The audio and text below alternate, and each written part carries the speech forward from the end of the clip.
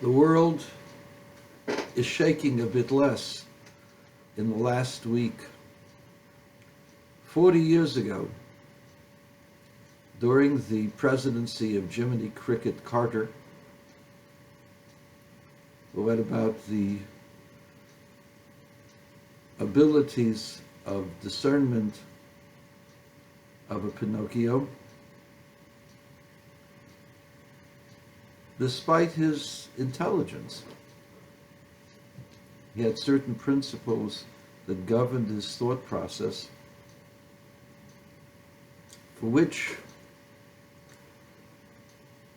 when crises happened, he did not know how to respond. The Iranian government, the regime of Ayatollah Khamenei, orchestrated riots and an attack upon the United States Embassy in Tehran. And it took over 400 days until the hostages, 52 of them, were released. When the takeover of the embassy took place, our Rebbe, the Rebbe, known as the Lubavitcher Rebbe, declared that there should be a half-day fast because the Welt schockelt sich, the world is shaking. And people didn't understand what the Rebbe was saying. The Rebbe explained that stability in the world depended upon a certain element of respect and of fear of retribution, which governed and limited actions by rogue states. Once Tehran realized that America was not going to intervene directly in saving its 52 hostages, that emboldened Tehran to start a reign of terror across the globe with impudence. They were not afraid of any kind of retaliation from the United States because the United States offered no retaliation for the attack upon its soil. What I mean, its soil, an embassy is considered the territory of the country that is occupying that embassy. So this was America in Tehran that was being attacked. This was a direct attack upon American sovereignty, American rule over its own territories. And America responded weakly. If you remember, Jiminy Cricket Carter took Iran to the World Court, and the Iranians were quaking in their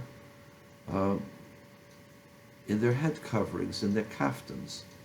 They were shaking all over that they're going to have to go before the World Court in The Hague.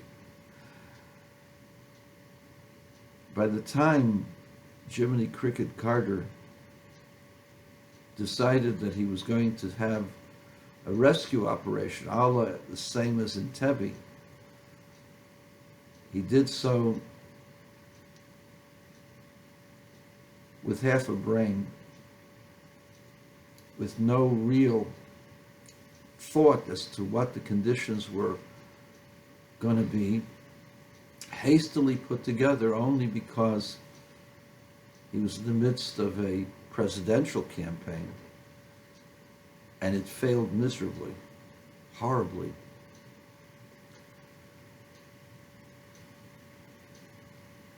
The reason why Entebbe, the Entebbe raid, succeeded was surprise and preparation. Extreme preparation that covered all contingencies. And despite the fact that it was a miracle, there were casualties. Bibi's brother, Yoni, was killed. One of the hostages was killed. One of the other hostages was left. She was in the hospital. She was murdered by Idiot Amin. So, but it was a miracle. The vast majority of the hostages were released. They came to their families. Most of the soldiers came back, except the body of Yoni Netanyahu came back as well.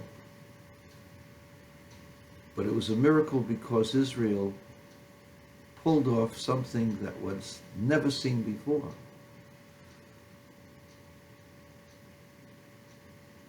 In the middle of the night, transport vehicles landed in a foreign airport and took over the airport and released the 104, 105 hostages. 103 came back. But they had a lot of preparation. They prepared it in simulation. They knew what they were doing. Anyway, Jiminy Cricket didn't do that. That's why it failed. And that's why America appeared to be nothing more than a paper tiger. America had tremendous weaponry, but was seen as a tiger without claws, without the will to attack back. We had seen too much war, and because of that, we were sick of war. And our greatest official, the president, was unwilling to go and do battle on behalf of his authority. The only good thing about the Carter administration was that there was no casualties in war during his 4 years. But during his 4 years, he emboldened all of the terrorists that came out the last 40 years. And one of them was this General Soleimani. He was the architect. He was the brains behind all of the various attacks worldwide. I recall for you the attacks on Jewish institutions in Argentina, where in one instance 85 Jews were murdered. I don't remember the second one, but also a great number were murdered. And when a Jewish attorney general investigated, he was murdered because Argentina does business and tries to curry favor with the Ayatollahs in Iran. But the attacks on the Jewish center in Argentina, causing so many deaths and so many injuries, destabilizing the Jewish community there, was masterminded by the Ayatollahs. And to a great degree, this General Soleimani was one of the group that helped to set things up.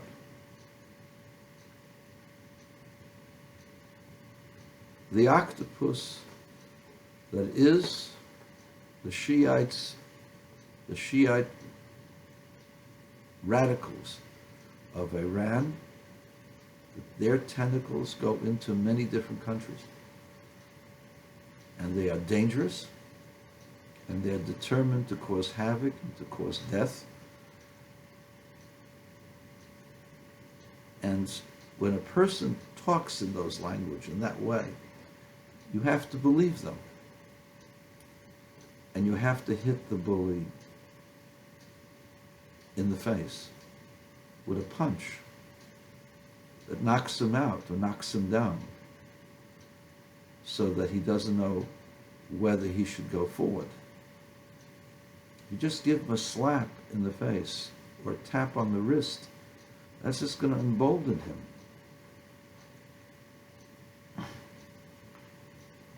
The politicians that are fearful